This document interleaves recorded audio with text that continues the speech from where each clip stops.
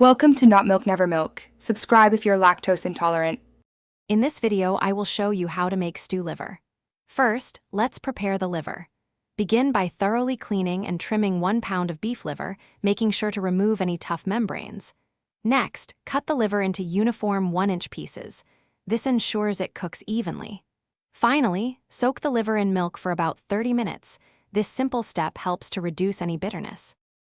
Now, let's build the flavor base.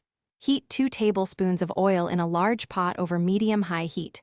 Sear the liver pieces until they are nicely browned on all sides. You don't need to cook them through yet. Remove the liver and set it aside.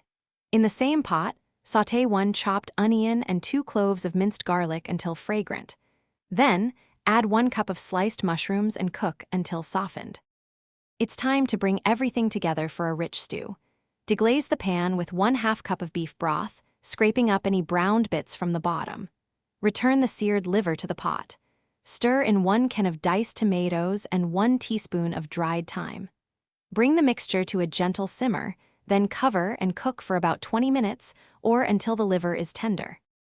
We're almost ready to enjoy this delicious stew. To thicken it, mix 1 tablespoon of cornstarch with 2 tablespoons of cold water to create a slurry, then stir it into the simmering stew until it thickens. Season with salt and black pepper to taste.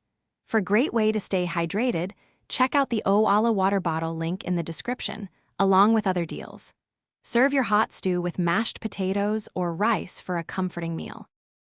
Thanks for watching. If this was helpful, leave a like and consider subscribing. See you next time.